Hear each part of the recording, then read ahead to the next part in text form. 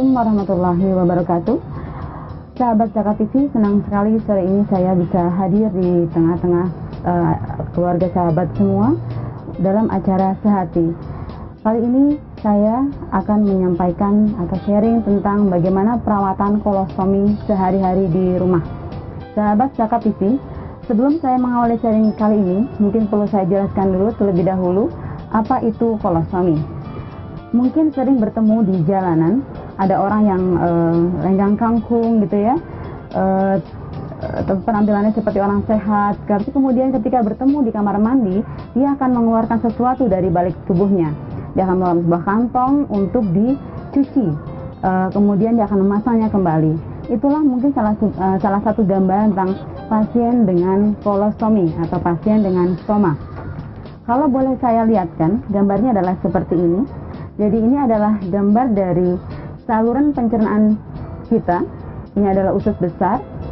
Pada kondisi tertentu ketika seseorang harus dibuatkan kolostomi, maka di dalam bagian ini akan dipotong dan kemudian akan ditarik sebagian dari usus tersebut keluar dan kemudian akan nampak di permukaan perutnya seperti gambar ini. Inilah pemirsa atau sahabat TV yang dinamakan dengan stoma. Kemudian yang selanjutnya akan saya sampaikan adalah kapan kolostomi itu dilakukan. Yang pertama, pada pasien dengan sakit peradangan usus. Jadi ada beberapa bagian usus yang kemudian tidak berfungsi sehingga harus diistirahatkan dan dia untuk sementara waktu akan dibuatkan lubang stoma. Yang kedua adalah pada kasus-kasus bayi.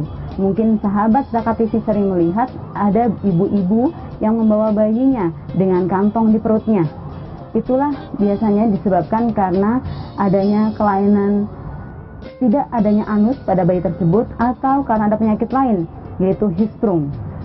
Nah, penyakit yang kedua ini dikarenakan tidak adanya persarafan pada bagian anus sampai dengan mungkin sebagian di kolon bagian bawahnya.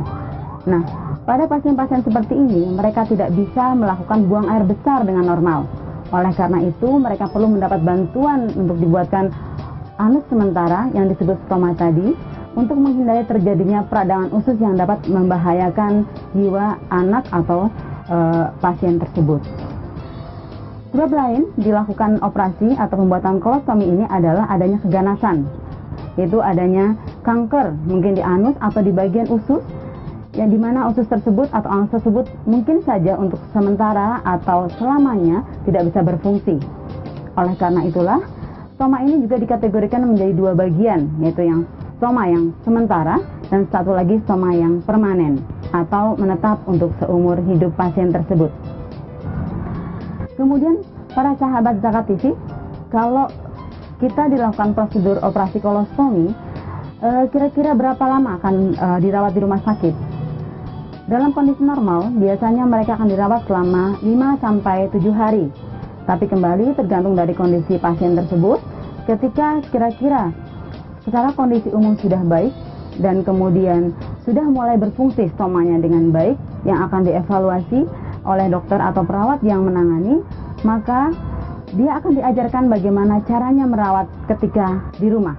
Pada saat itulah pasien ini atau pasien beserta keluarganya siap dipulangkan.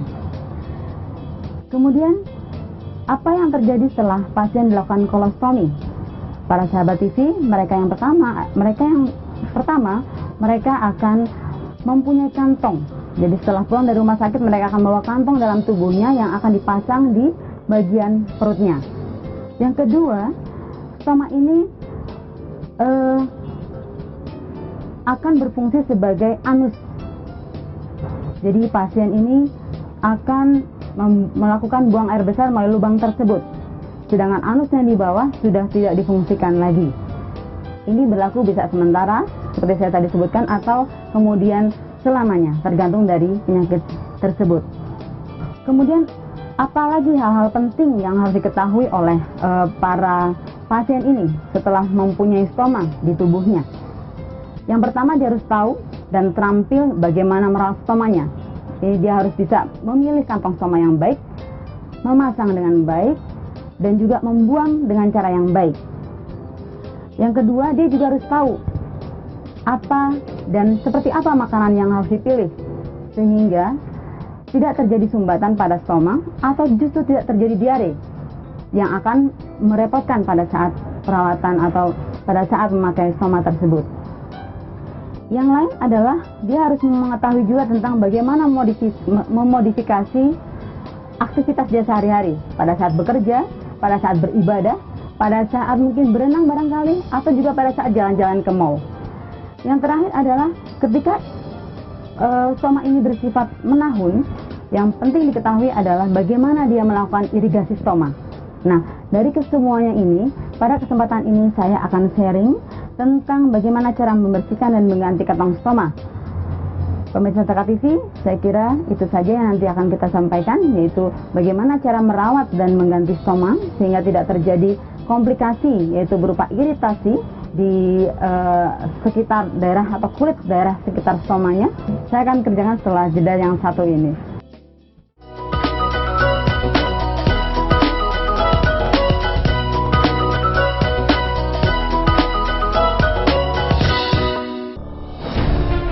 Ketika keindahan dunia merebak keselarasan, berbagi kemesraan. Ketika sejuta tangan merangkai kebahagiaan dalam kehidupan yang harmoni. Ketika zakat Anda wujudkan indahnya dunia.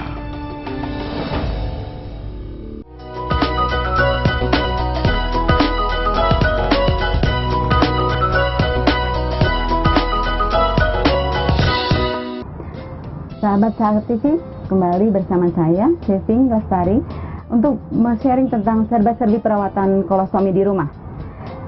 Dari penjelasan tadi mungkin saya ingin melanjutkan atau menekankan bahwa kolostomi ini atau operasi ini bisa mengenai siapa aja, baik dari mulai bayi baru lahir, anak-anak, maupun orang dewasa, bahkan sampai lansia.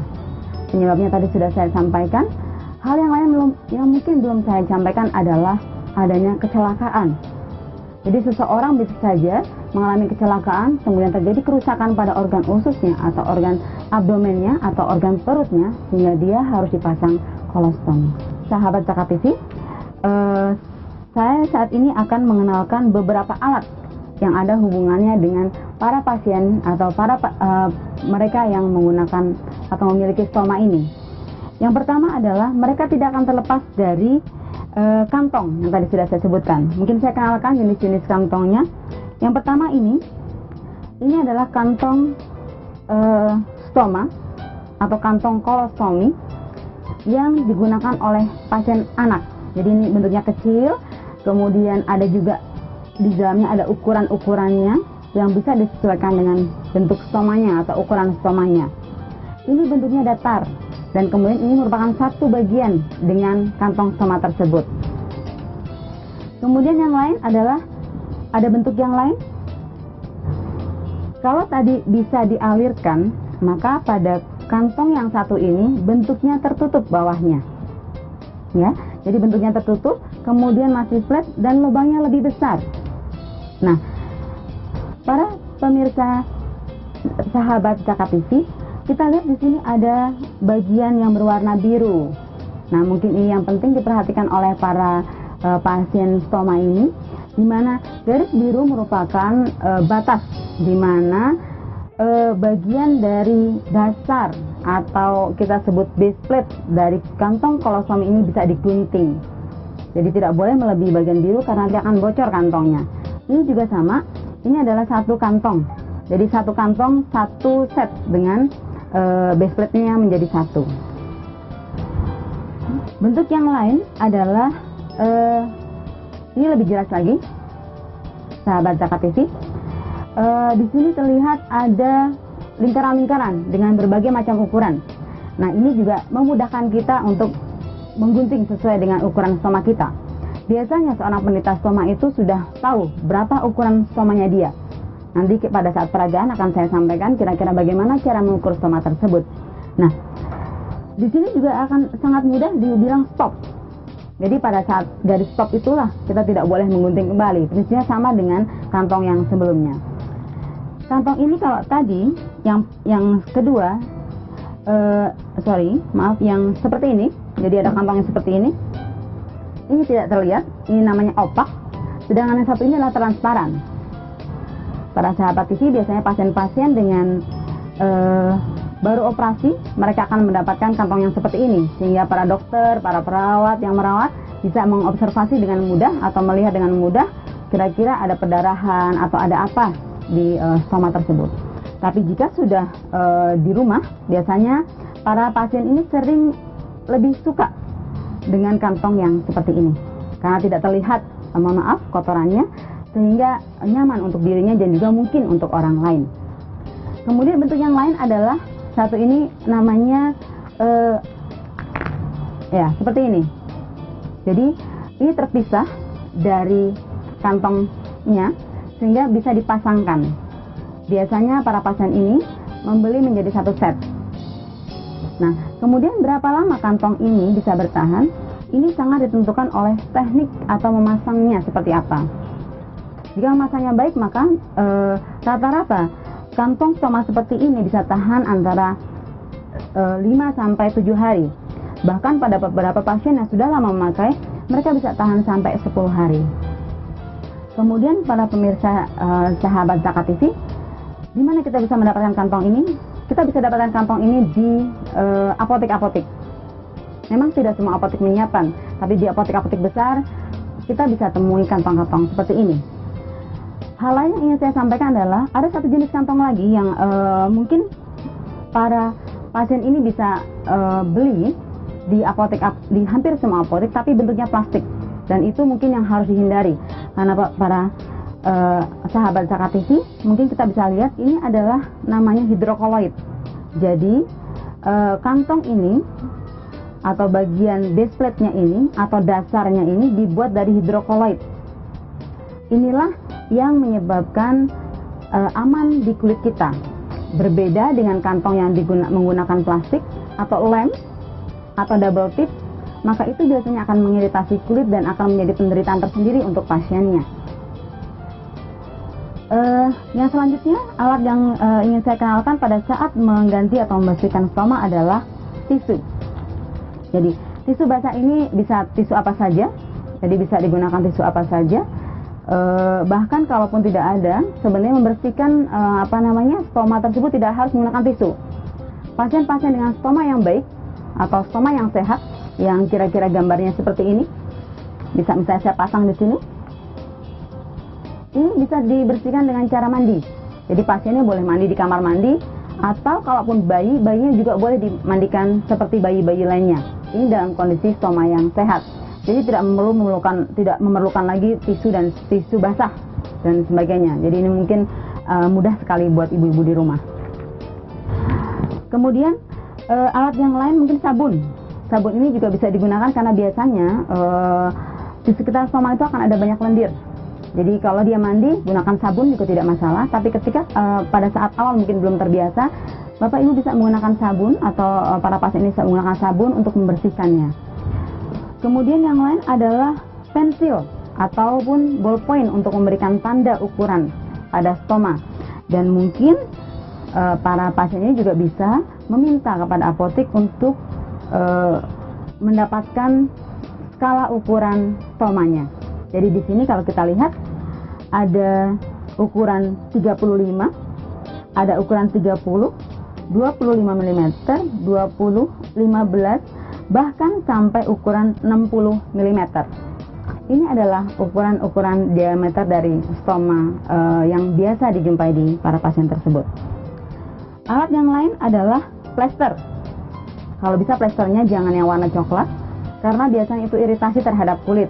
Jadi kalau bisa warnanya yang plasternya adalah plaster yang hipoalergenik atau tidak menimbulkan alergi pada kulit.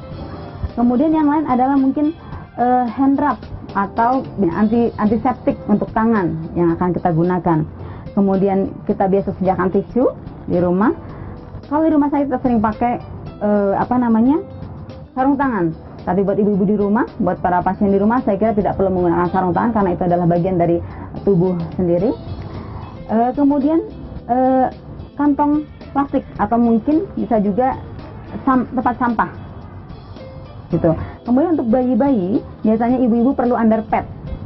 Jadi underpad atau apa saja atau perlak apa saja yang digunakan untuk menghalangi ketika tiba-tiba fesesnya keluar.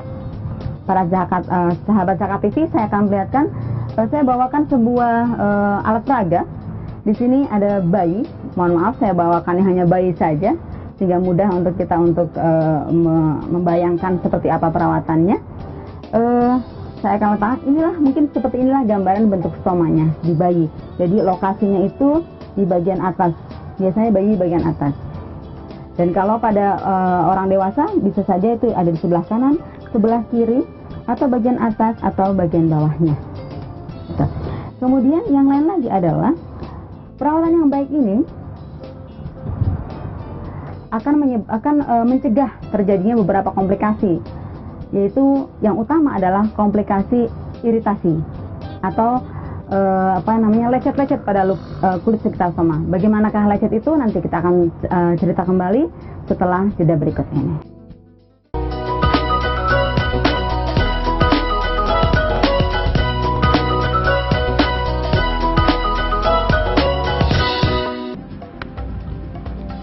Semangat kemenangan harus berasal dari sportivitas yang datang dari hati.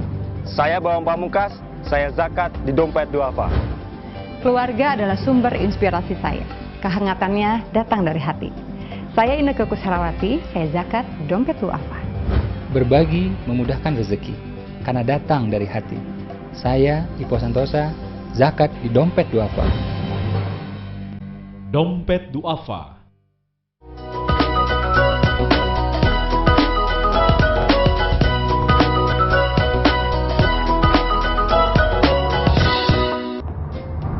Sahabat Zakat TV, kembali bersama saya.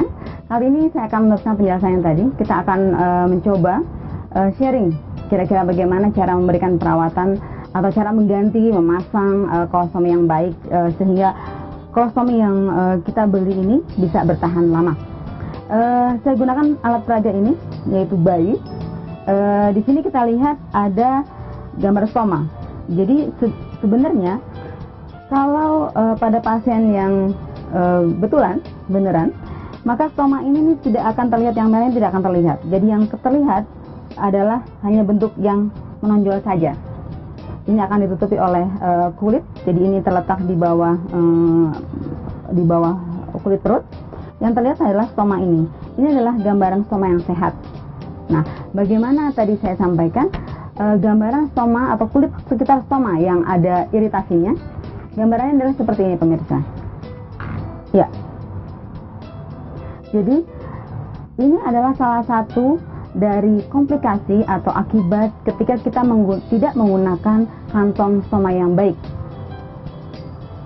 Ini biasanya disebabkan oleh penggunaan kantong stoma dari kantong plastik atau bahkan menggunakan double tip untuk menempelkan plastik tersebut di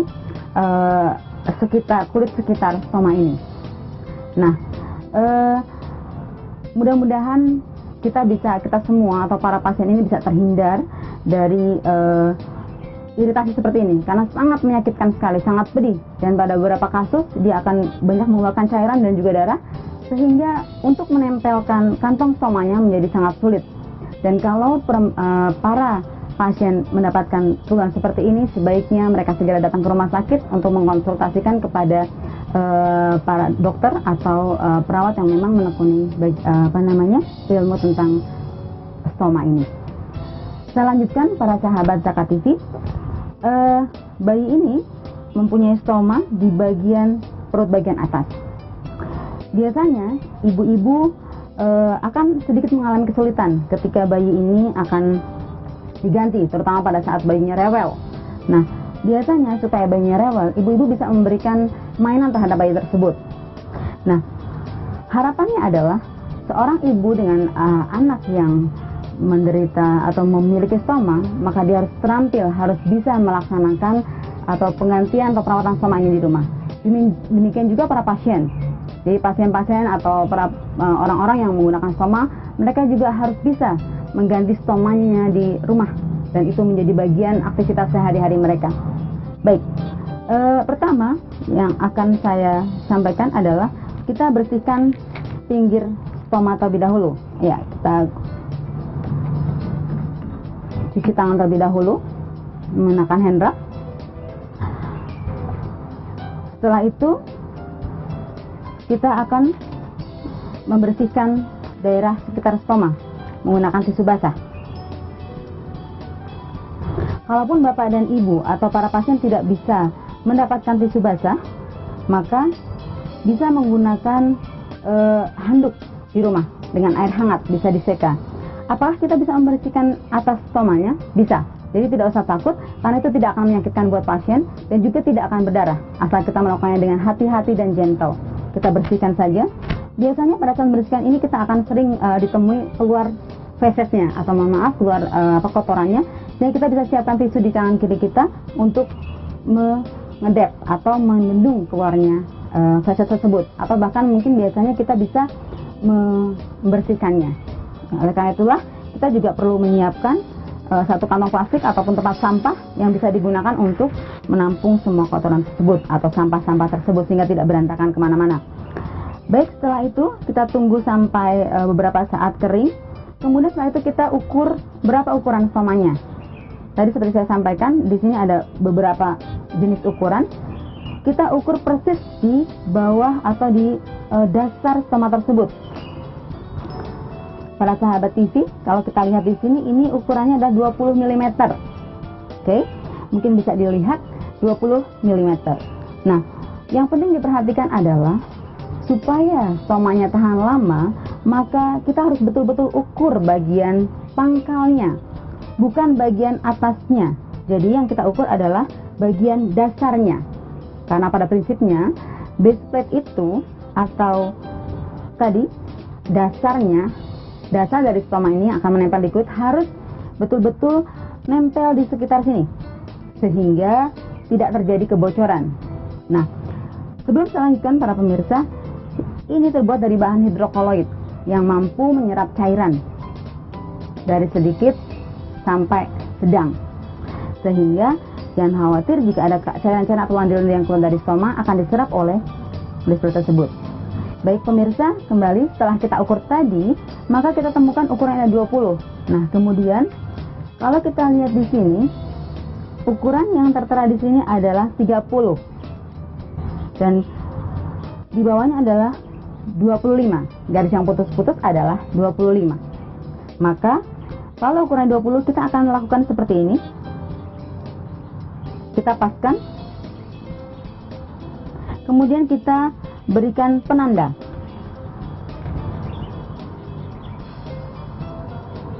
Kita berikan penanda di mana yang akan kita gunting. Oke. Kemudian kita balik.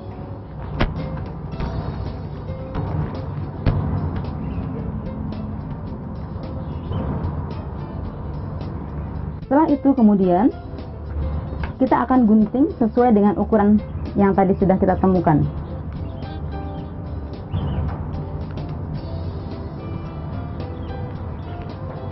Hati-hati pada saat menggunting karena, mohon maaf, karena bisa saja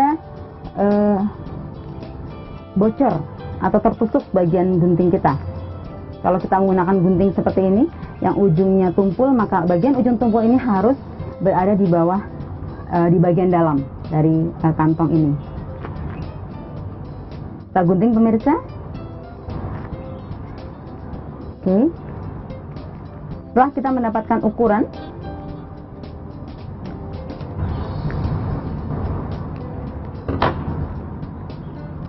maka kita akan mendapatkan ukuran seperti ini. Ini adalah ukuran 20. Nah, kemudian kita harus haluskan pinggirnya. Menggunakan jari kita saja, kita haluskan pinggirnya seperti ini. Karena hidrokoloid ini sifatnya lunak, sehingga mudah sekali kita bentuk. Oke. Kemudian setelah itu, jika kemudian masih feses, ada keluar feses, maka kita harus elap kembali. Pastikan bahwa daerah sekitar kulit kering. Karena hidrokoloid ini bisa menempel dengan baik dan bertahan lama jika daerah sekitar kulit atau daerah kulitnya kering. Kemudian kita buka.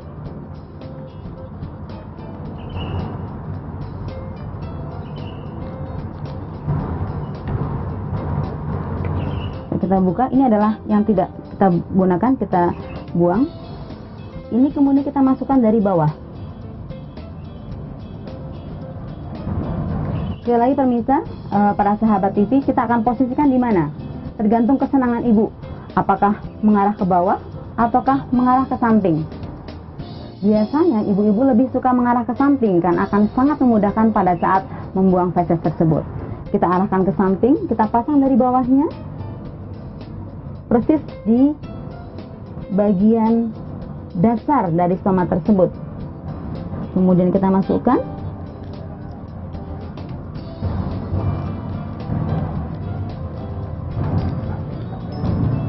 Ya. Kemudian kita rapikan. Ya, pinggirnya. Perhatikan pada saat merapikan karena dia betul-betul harus menempel seluruh bagiannya di kulit. Kita akan angkat. Mungkin ini maaf, ini karena boneka jadi agak sedikit sulit. Jika ada bagian-bagian yang masih menonjol seperti ini, maka kita bisa lakukan dengan menggunting sedikit.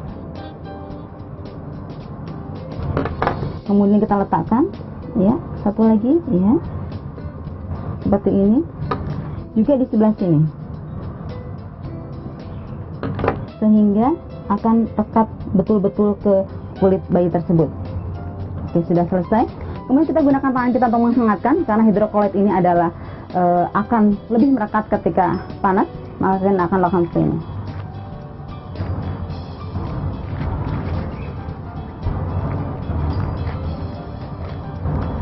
Oke, sudah. Kemudian saatnya sekarang kita mengunci bawahnya.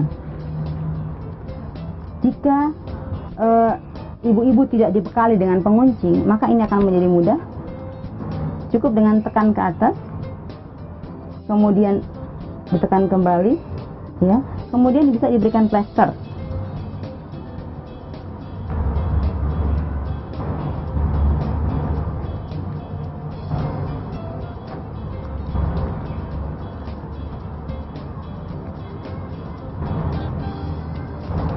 Atau jika kemudian kita mendapatkan clipper dari apotik atau pada saat kita membeli, maka kita langsung bisa menggunakan clipper tersebut. Kira-kira seperti ini, dan kemudian kita bisa memberikan baju pada pasien ini, atau kita sendiri bisa langsung kalau pasiennya dewasa menggunakan celana. Jadi kita masukkan ke dalam baju kita sehingga tidak terlihat. Maka kalaupun saya seorang penderita stoma, tidak ada satu orang pun yang akan tahu bahwa saya mempunyai kantong di perut saya. Jadi para sahabat TV, demikianlah sharing dari saya. Jadi kalau boleh saya simpulkan, kolostomi ini atau stoma ini bisa mengenai siapa saja, bisa kapan saja, dan di mana saja. Jadi jika seorang pasien mengalami sebuah prosedur ini, maka di kemudian hari atau di hidupnya setelah prosedur ini akan banyak hal-hal yang harus mengalami penyesuaian. Di antaranya adalah bagaimana dia harus bisa merawat dirinya, bagaimana dia bisa beraktivitas dengan stomanya tersebut, bagaimana dia harus bisa beribadah, terutama para muslim yang mungkin menganggap bahwa kotoran atau BAB adalah sebuah najis, bagaimana juga dia harus melakukan beberapa teknik-teknik yang lain seperti irigasi stoma sehingga dia bisa sepanjang hari atau selama 8 jam paling tidak terbebas dari feses, dan kemudian dia bisa beraktivitas secara bebas di kantor atau bahkan berenang. Demikian sahabat Zakat TV, hal-hal yang bisa saya sharingkan, mudah-mudahan bermanfaat, dan insya Allah di lain kesempatan kita bisa bertemu kembali. Terima kasih. Assalamualaikum warahmatullahi wabarakatuh.